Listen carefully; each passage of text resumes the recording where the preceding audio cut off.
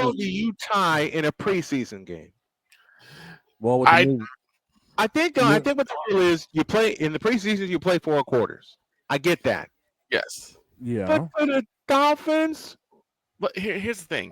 Well, actually, they still have the overtime rule where it's 10 minutes for the game. They didn't have that one.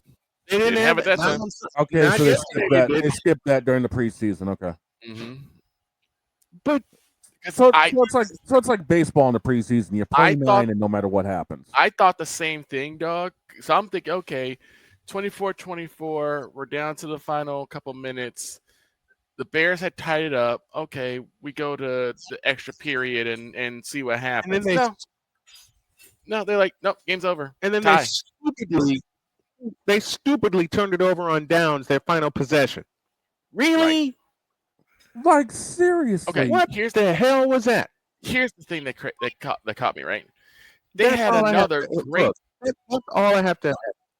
Here's the thing. They had a great drive set by a Miami penalty.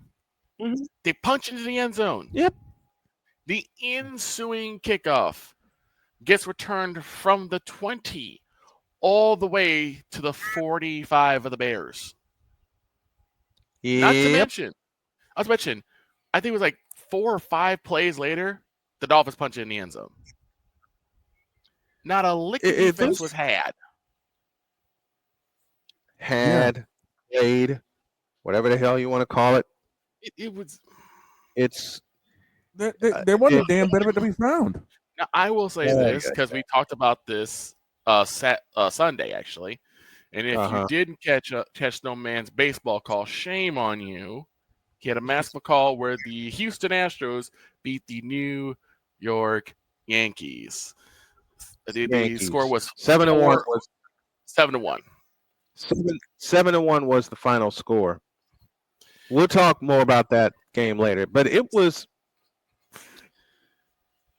okay. I'm going to say this out loud, and a lot of Bear fans are going to be pissed at me. Mm-hmm. That ending was pitiful, to say the least. That ending was trash. Come on now. It was toxic sewage. It was terrible. And I'm being nice when I say pitiful. Oh yeah. I'm being nice when I say pitiful.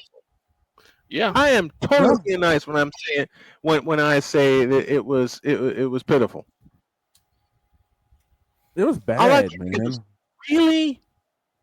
That's all I can think of. Really? Yeah, that's what it was. Like we surrender to the almighty tie. The almighty tie. To the almighty tie. Look, you know what? Look, the 49ers had a tie last year in the preseason against Vegas. Mm-hmm. Okay? Same score. But at least there was more defense played in that game. There was more defense. There was probably more offense. There was more passion. There was more passion in that game. In fact, it was the finale. It was the dress rehearsal before the regular season. Now, if there was anything positive to take away, and I use the term very, very loosely, it was Case Keenum. Case Keenum looked pretty doggone good. Yeah. I said something that had Victor falling out of his chair laughing. Oh, we'll get to that. Believe me, we will get to that. Let me see if I can find the stats for Case Keenum yesterday, because he had a pretty good game, throwing 2 touchdowns, I believe. Let me take a look. I got the box score. And I think Tyler Badgen also had a dress rehearsal, too. Yeah. I have my thoughts on Bear quarterbacks. Yeah, Keenum went 8 for 10, 80 yards, 2 touch. Yeah. So Case Keenum had 2 touches. I think Tyler Badger had a nice touchdown. Walker looks pretty nice as a wideout. He looked really, really good. 3 receptions, 41 yards, 1 touch. Mm-hmm. And it was, I think, in the back. I think it was in the back of the. No, it was in the corner. I think it was. Mm-hmm. The corner of the end zone. In the corner. Really good. And like I said, like those are the few things you're gonna see that's like, okay, maybe there's something going, but you got to put it all together. And like Snowman said, it's preseason, so we didn't see the best of Miami. We certainly did not see the best of the Bears. I hope nope. Best of the Bears, because if that is Best of the Bears, it's going to be a long season. We got a problem. You know what? I'm going to go ahead and say it. We saw the best of the Bears. I'm going to go ahead and say it. We saw the best of the Bears. And I know people are going to, how can you say that? It's only one game in the preseason. If you know the culture like I do, being born and raised in Chicago and trying to live off of one wonderful season, which was 1985, and a backup season in 2006 where Rex Grossman of all quarterbacks takes your team to the Super Bowl, then you'll understand my position. Exactly. Yeah. You will understand my position when I say such things. Right. You play nice. I say, listen. I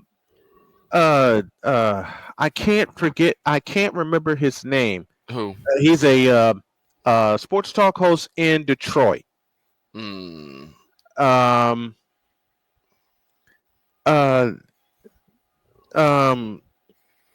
first name is Mike. I can't remember his last name.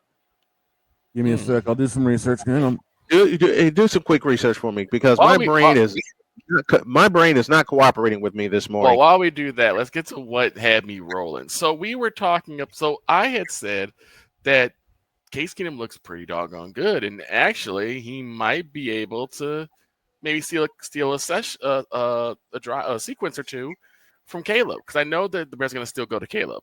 First thing about Snowman's mouth is give him the keys. But not only that, he said not only give him the keys, but make Caleb Williams a fifth string. I'm like, a fifth?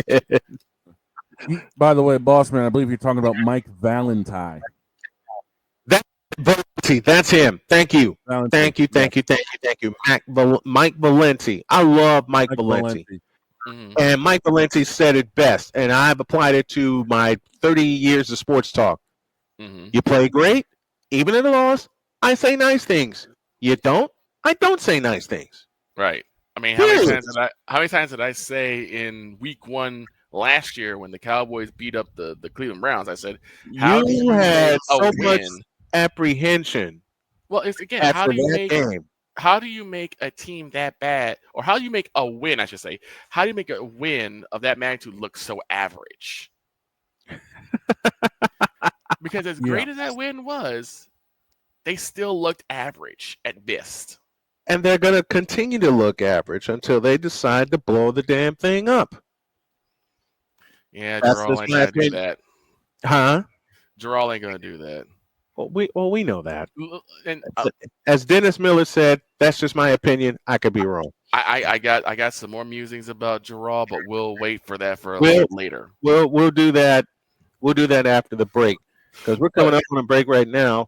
I was about to say, do we really need to talk about this bug-eyed dummy? Oh yes, we do. Yes, we do. Okay. I have musings on my 49ers, but they're a lot more positive than what Victor's going to dish out about Jarrell and the Cowboys. Even though the 49ers did take a 30-9 loss, they played mostly as second and third stringers. I think Brock Purdy saw one drive. Yeah. I don't even think Caleb even saw the field. I got the scoreboards in front of me. I was thinking we could possibly do a little buy or sell when it came down to week 1 and talk about who did what. Yeah. We'll do that. Let's do that top of the second hour. Folks, we're making this up as we go along, and we're having fun with it because it's preseason football. There's going to be a lot of football talk this week, especially since I'm proud to announce one of our weekly contributors has been confirmed. Oh. Mm-hmm. Oh, I didn't tell you all this, did I? I think I may have heard it. Deb Whitkus is confirmed for Friday. Oh. Yep, you did say that. Yep. Deb is confirmed for Friday. Good. So we're gonna have a lot of fun with her. And she said something that makes Snowman in the Morning totally legitimate and totally cool. She said that she's putting this show down on her resume as a weekly contributor. Oh, that's nice. Yo. How cool is that? That's amazing. I'm a 2-time Emmy award-winning producer. Absolutely. Matter of fact, let me find the message right now, because I want to share this. Here's because there's still people that think we're not legit. Oh, let me find what. Yeah, go ahead. You know, if a certain cute queen comes in, she's gonna start chucking couches at us. Yeah, right now she's in the middle of a Marvel Rivals grind off she's gonna miss me. Putting this, I am excited. I told her, great to have you back for another season. She says, quote, I'm excited putting the show on my resume as a weekly contributor. How cool is for all the doubters? How cool is that to have a 2-time Emmy Award-winning producer put this humble show down as a weekly contributor on her resume? That's it for all the doubters. How cool is that? One nail in the coffin. Yeah. And we got plenty more nails to go. 16 after the hour, we've come up on our first break. I'm on location in Columbus, Indiana, and I got to go get some coffee and some water. Bad. This is the first time I've done an opening segment without drinks, and I'm paying for it. Yes. I was about to say, am I going to have to run a double package so you can get your stuff done? Yes. As a matter of fact, go ahead and run it. We'll take a break. When we come back, more preseason musings while old Snowman gets himself a couple things to drink here. Snowman in the Morning coming to you live from Columbus, Indiana. Back in a flash. This is Snowman in the Morning.